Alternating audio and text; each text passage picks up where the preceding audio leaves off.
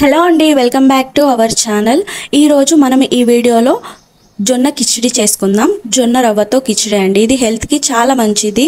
BP, sugar ఉన్న వాళ్ళు కానీ, ఎనీ హెల్త్ ఇష్యూస్ ఉన్న వాళ్ళు కానీ ఈ జొన్న రవ్వతో మంచిగా కిచిడి చేసుకొని తింటే హెల్త్కి చాలా మంచిది.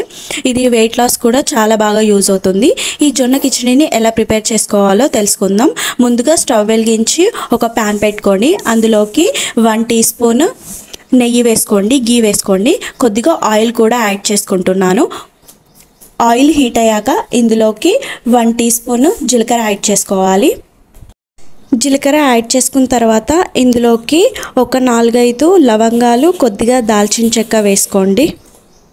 నెక్స్ట్ ఇందులోకి ఒక పెద్ద సైజు బిర్యానీ ఆకు వేసుకున్నాను. ఒక 5 పచ్చిమిర్చిని చిన్నగా తరుక్కొని వేసుకున్నాను. నెక్స్ట్ ఇందులోకి ఒక పెద్ద సైజు క్యారెట్ని ఆ విధంగా చిన్న ముక్కలుగా కట్ చేసుకొని వేసేసుకున్నాను. ఒక రెమ్మ కరివేపాకును కూడా వేసుకున్నాను. వేసేసుకొని ఒకసారి మంచిగా కలుపుకోండి. కలుపుకున్న తర్వాత లిడ్ పెట్టేసేయండి. లిడ్ పెట్టేసి ఒక 2 మినిట్స్ తర్వాత ఓపెన్ చేయండి. కొద్దిగా క్యారెట్ మగ్గిపోవాలి. కొద్దిగా క్యారెట్ మగ్గిన తర్వాత ఇప్పుడు ఇందులోకి అల్లం వేసుకోవాలి. ఇది తురిమిన అల్లం అండి. కొద్దిగా చిన్న అల్లం ముక్కను తురిమి వేసుకోండి. నెక్స్ట్ ఇందులోకి కొద్దిగా సాల్ట్ కూడా వేసేసుకోండి. వేసుకొని మంచిగా కలుపుకోండి ఒకసారి. ఇప్పుడు ఒక 1/2 టీ స్పూన్ పసుపు కూడా వేసుకోండి. వేసుకొని కలుపుకోండి. ఇప్పుడు ఇందులోకి పెసర్లు వేసుకుంటున్నాను.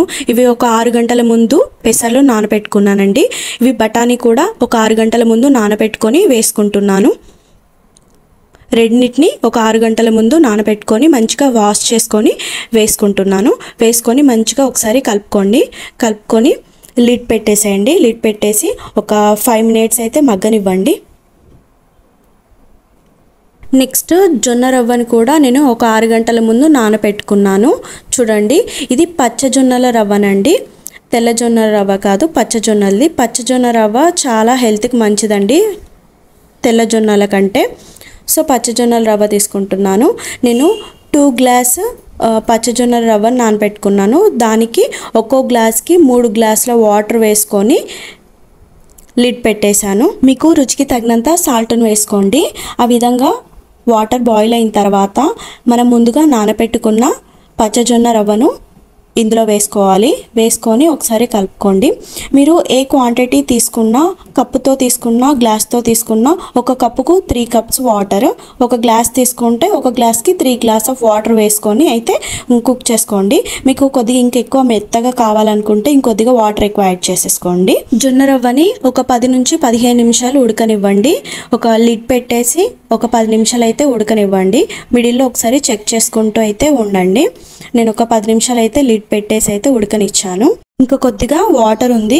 ఇంకొక 5 మినిట్స్ లిడ్ పెట్టేసి అయితే ఉడకనిచ్చాను. 5 మినిట్స్ తర్వాత అయితే వాటర్ మొత్తం పోయింది. ఇప్పుడు స్టవ్ ఆఫ్ చేసేసేయండి. చాలా టేస్టీగా ఉండే జొన్న కిచిడి రెడీ అయిపోయింది. మీరు కూడా ట్రై చేయండి, చాలా మంచిదండి హెల్త్కి. ట్రై చేసి ఎలా కుదిరిందో నా కామెంట్ సెక్షన్లో కామెంట్ చేయండి. ఈ వీడియో మీకు హెల్ప్ఫుల్ అయితే తప్పకుండా నా ఛానల్ని మీరు లైక్ చేయండి, షేర్ చేయండి, సబ్స్క్రైబ్ చేయడం మాత్రం మర్చిపోవద్దే. Thank you for watching.